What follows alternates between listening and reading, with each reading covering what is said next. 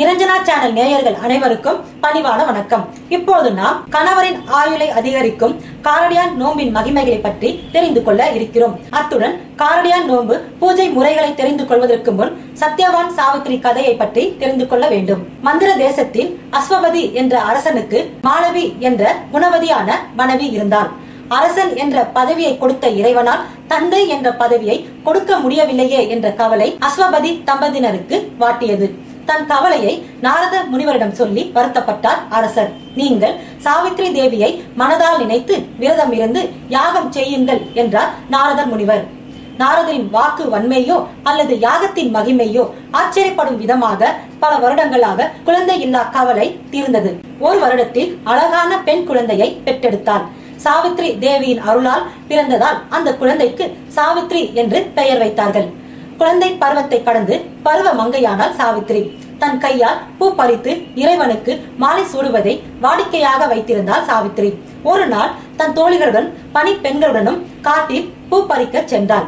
அப்பொழுது அதே காட்டில் குடும்பத்தோடு வாழ்ந்து வரும் சத்யவானை கண்டாள். பார்த்தவுடன் இவர்தான் தமக்கு கணவராக வர வேண்டும் என்று தீர்மானித்தாள் சாவித்ரி. தன் விருப்பத்தை தந்தையிடமும் கூறினாள் சாவித்ரி. அதற்கு சாவித்ரி தந்தை சம்மதித்தார். ஆனால் சத்யவானுக்கு ஆயுள் குறைவு. அவனை திருமணம் செய்தால் நீ காலம் முழுவதும் கண்ணீர் சிந்த வேண்டும் என்று எவ்வளவோ எடுத்துரைத்தார் நாரத முனிவர். சாவித்ரியின் தந்தையோ என் மகளின் விருப்பமே என் விருப்பம் என்று கூறி சாவித்ரியை சத்யவானுக்கு திருமணம் செய்து வைத்தார். நாட்கள் பறந்தது, மாதங்கள் ஓடியது.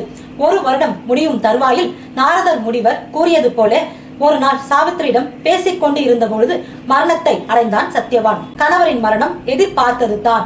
இருந்தாலும் ஒரு வருடம் கூட முடியாத நிலையில் தன் வாழ்க்கை முடிந்து விட்டதே என்று கண்ணீர் வடித்தாள் சாவித்ரி.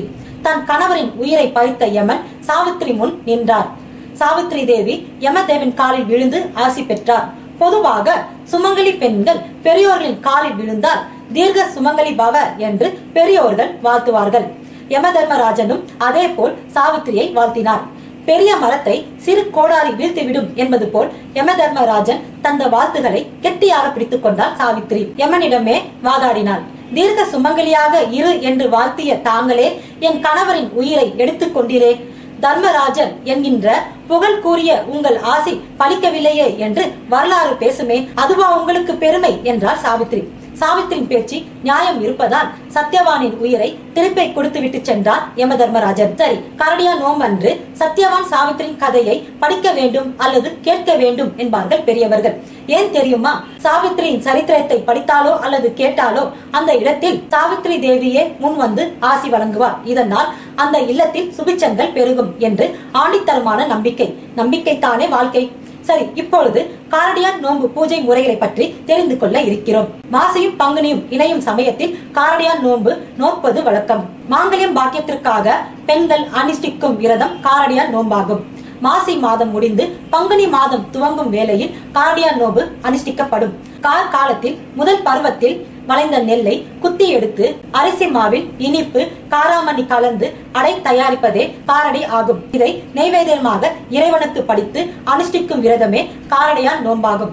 காரடியான் நோன்பு விரதம் இருக்கும் நாளில் பெண்கள் அதிகாலையில் நீராடி பூஜை அறையை சுத்தம் செய்து அரிசி மாவில் கோலம் போட வேண்டும். வாழை இலையில் ஒரு கலசம் வைத்து கலசத்தின் மேல் தேங்காய் மாவிலை வைக்க வேண்டும்.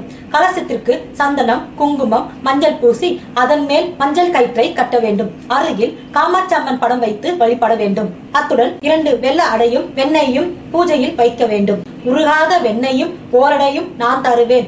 ஒரு காலும் என்னை விட்டு என் கணவர் பிரியாதிருக்க வேண்டும் என்று கூறி வழிபட வேண்டும். நல்ல நேரம் பார்த்து பெண்கள் மாங்கல்யம் கயிற்றை கட்டிக்கொள்ள வேண்டும். கன்னி பெண்கள் விரைவில் திருமணம் நடக்க மஞ்சள் சரடு அணிந்தால் விரைவில் திருமணம் நடக்கும். மறுநாள் 2 அடையை பசுமாட்டிற்கு கொடுக்க வேண்டும். அரிசி மாவில் இனிப்பு சேர்த்து அடை தயாரிக்க வேண்டும். அதுவே காரடி ஆகும். ராமாயணத்தை படித்தால் அது படிக்கப்படும் இடத்தில் ஆஞ்சநேயர் வந்து விடுவார் என்பது போல சாவித்திரியின் சரித்திரத்தை படித்தாலோ அல்லது கேட்டாலோ அந்த இடத்தில் சாவித்ரி தேவியே முன் வந்து ஆசி வழங்குவார். தீர்க்க சுமங்கலி பவ என்று யமதர்மராஜனே ஆசி வழங்குவார். ஆன்மீக தகவல்கள், ஜோதிடம், வாஸ்து தகவல்களை அறிய bhaktiplanet.com பாருங்கள். உங்களிடமிருந்து விடைபெறுவது நிரஞ்சனா. நன்றி, வணக்கம்.